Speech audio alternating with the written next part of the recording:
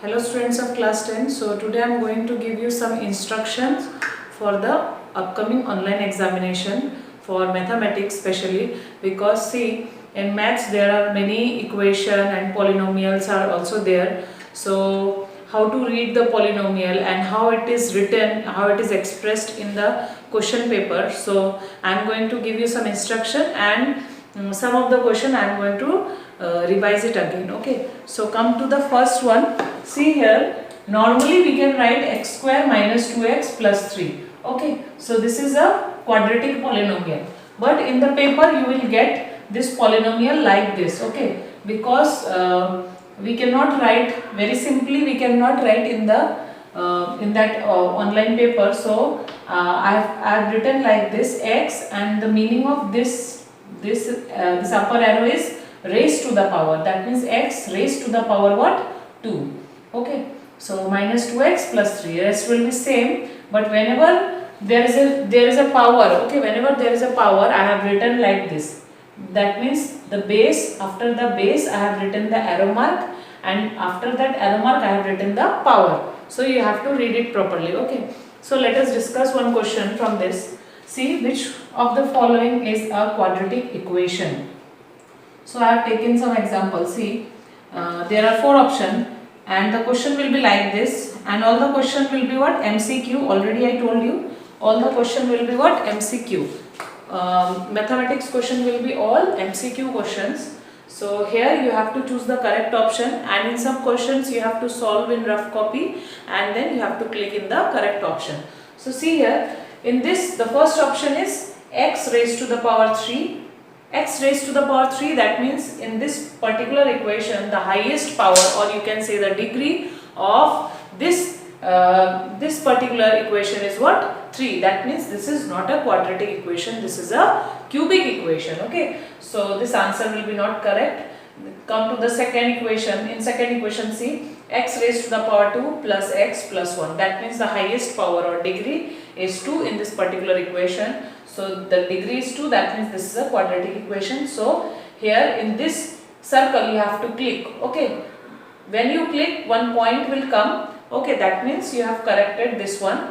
So this is the correct answer for this question. Okay, next come to this one. This is x plus 1. So this is a linear equation, you know, because the degree is 1 and the last option is none. Okay, so like this you have to pick the correct option. Okay, and particularly about this, just you have to memorize this thing, just remember these things.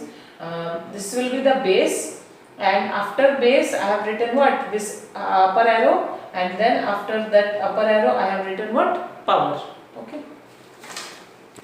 so next question, see, if the lines given by this and this are parallel. So this is given already that these lines are parallel and you have to find the value of k. So देखो यहाँ पे जब lines parallel होता है तब हम लोग का condition क्या था? You have to recall the condition. What was the condition? a1 by a2 is equal to b1 by b2 is not equal to c1 by c2, है ना? तो जब lines parallel होता है तो हम इन दोनों ratios को लेकर k का वैल्यू को फाइंड कर सकते हैं. k यहाँ पे अननोन है, तो a1 a2 क्या होता है? x का कोफिशिएंट, तो यहाँ पे क्या लिखोगे? 3/2 equal to b1 by b2 में क्या लिखोगे? y को कोफिशिएंट, दैट मींस 2k/5, और c1 c2 का जरूरत है नहीं, इन दोनों से हम लोग को k का वैल्यू मिल जाएगा. ओके, सो तुम लोग करेक्ट ऑप्शन को क्लिक करना है, जो भी करेक्ट ऑप्शन होगा. ठीक है, तो इसको सॉल्व करोगे तुम लोग रफ कॉपी में, and you have to click the correct option. So next question देखो क्या है? If the zeros of a quadratic polynomial x square plus ax plus b are 2 and minus 3. जैसा कि तुम लोग को मालूम है, एक quadratic polynomial का at most यानी maximum 2 zeros होता है. तो ये zeros जो है वो तुमको दिया हुआ है यहाँ पे, that is 2 and minus 3. तो zeros क्या होता है? Roots यानी solution मतलब x का values, ये तुमको दिया हुआ है. तुमको find क्या करना है? Value of a and b. तो हम x का जगह में क्या पुट करेंगे? पहले 2 पुट करेंगे, जिससे इस पॉलिनोमियल का वैल्यू क्या आ जाएगा? 0 आ जाएगा. इसी वजह से तो हम उसको क्या बोलते हैं? जीरोस ऑफ पॉलिनोमियल बोलते हैं. हम लोग पॉलिनोमियल को जीरोस ऑफ पॉलिनोमियल तभी बोल सकते हैं जब वो पर्टिकुलर वैल्यू हम लोग उस पर्टिकुलर पॉलिनोमियल में x का जगह में पुट करेंगे तो वैल्यू क्या आ जाएगा? 0 आ जाएगा. तो एक बार क्या करोगे, x का जगह में 2 पुट करोगे तो इक्वल टू 0 हो जाएगा। सिमिलरली और एक बार क्या पुट करोगे, -3 पुट करोगे इसमें, तो फिर नेक्स्ट में भी फिर क्या हो जाएगा, इक्वल टू 0 हो जाएगा। तो ये जो तुमको दो इक्वेशन मिलेगा, यानी दो बार मतलब फर्स्ट टाइम 2 और सेकंड टाइम -3 पुट करने के बाद जो दो इक्वेशन मिलेगा वो तुम्हारा क्या होगा, pair of linear equation in 2 variable होगा। तो तुम लोग कोई भी मेथड से सॉल्व करोगे और सॉल्व करने के बाद तुमको किसका वैल्यू मिल जाएगा, a एंड b का। ठीक है, तो इसके आगे कर सकते हो, सिंपल है। नेक्स्ट देखो मैंने क्या लिखा है, 2 सक्सेसिव इंटीग्रल मल्टीपल्स ऑफ 4।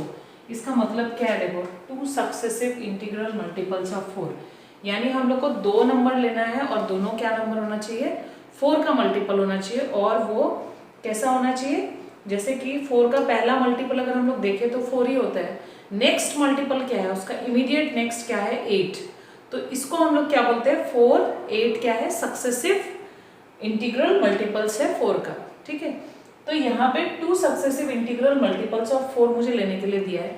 तो यहाँ पे देखो, अगर मुझे तो मालूम नहीं है कि कौन सा पहला मल्टीपल लेना है, तो हम लोग पहला मल्टीपल को कैसे सपोज करें, पहला को हम लोग 4x ले सकते हैं, क्योंकि 4 में कोई भी नंबर इंटू करोगे वो 4 का मल्टीपल ही आएगा। ठीक है, और जो नेक्स्ट मल्टीपल होगा उसको क्या लोगे, वो उससे क्या होना चाहिए, जैसे कि पहला मल्टीपल तुम्हारा क्या आ रहा है, 4 × 1 4 आ रहा है, सेकेंड मल्टीपल क्या आ रहा है, इमीडिएट 8। ठीक है, तो यहाँ पे देखो ये तो सेम ही है, चेंज क्या हुआ, 1 से ये 2 हो गया। सिमिलरली अगर मैं इसका वापस immediate multiple, successive immediate multiple अगर मैं निकालना चाहती हूँ तो मुझे क्या लिखना होगा, 4 × 3।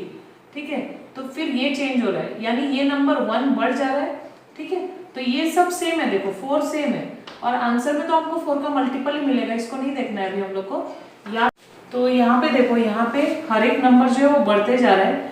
ये जो 4 है वो रिमेन्स क्या है, same, because it is a multiple of 4।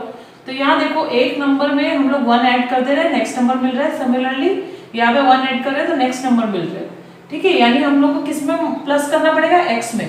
तो अगर पहला मेरा मल्टीपल है 4 का 4x, तो उसका नेक्स्ट वाला मल्टीपल को मैं क्या लिखूंगी, 4 × x + 1। ठीक है, तो इस तरह से 2 सक्सेसिव इंटीग्रल मल्टीपल ऑफ 4 बन गया। सिमिलरली तुम लोग को अगर 2 सक्सेसिव इंटीग्रल मल्टीपल ऑफ 5 बनाना है तो क्या लिखोगे, 5 × x 5 × x + 1। ठीक है, बहुत ही सिंपल है। तो इस तरह से मैं इसलिए बता रही हूँ क्योंकि अगर ऐसा टाइप का अगर क्वेश्चन आता है कभी भी, तो तुम लोग जैसे इक्वेशन फॉर्म करोगे उसके पहले तुमको इसको सपोज करना पड़ेगा। तो इसको सपोज करने के लिए तुमको किस तरह से लिखना है। ठीक है, उसी तरह अगर कंसेक्यूटिव नंबर्स का आता है कभी क्वेश्चन, तो कंसेक्यूटिव नंबर तुम लोग जानते हो 1 2 3 4, these are all consecutive number. तो अगर हम लोग को सपोज करने के लिए दिया है 3 कंसेक्यूटिव नंबर, तो हम लोग उसको क्या सपोज कर सकते हैं, एक हो जाएगा x, दूसरा क्या हो जाएगा x + 1 यानी उससे एक बड़ा, तीसरा क्या हो जाएगा x + 2। ये हो गया तुम्हारा कंसेक्यूटिव नंबर्स। उसी तरह कंसेक्यूटिव अगर ऑड नंबर या कंसेक्यूटिव इवन नंबर बोला जाता है। सपोज कंसेक्यूटिव ऑड नंबर बोला है, ऑड नंबर का मतलब 1 आएगा, उसके बाद क्या होगा 3, नेक्स्ट क्या आएगा 5, यानी हर एक के बीच में क्या डिफरेंस है, 2 2 का डिफरेंस है। तो पहला 1 है तो नेक्स्ट वाला 3 आ रहा है, यानी 1 में कितना प्लस हो रहा है, 2। तो कंसेक्यूटिव ऑड नंबर में अगर मैंने पहला x लिया है तो सेकंड वाला क्या लेना होगा, x + 2, नेक्स्ट वाला उसमें और बढ़ा देना होगा 2, तो क्या हो जाएगा x + 4। तुम लोग पुट करके देख सकते हो, x के जगह में 1 तुम्हारा कंसेक्यूटिव नंबर आ रहा है कि नहीं, ऑड नंबर आ रहा है कि नहीं देख सकते हो। यहाँ 1 पुट कर लो, ये 1 होगा, ये 1 है, 1 + 2 3, ये 1 + 4 क्या आ रहा है 5। तो ये कंसेक्यूटिव ऑड या इवन नंबर लिखने का तरीका ये हो गया। ऑड या फिर इवन का प्रोसेस सेम है, बिकॉज ऑड इवन दोनों में डिफरेंस कितने का होता है, 2 का ही होता है। और ये क्या है, ये है कंसेक्यूटिव नंबर। ठीक है, कंसेक्यूटिव नॉर्मली जो कंसेक्यूटिव नंबर लिखते हैं। तो ये मैंने तुम लोग को दिया कुछ इंस्ट्रक्शन। ठीक है, तो एग्जाम को अच्छे से देना और कोई भी डिफिकल्टी हो तो पूछ लेना मुझसे। Okay, so all the very best.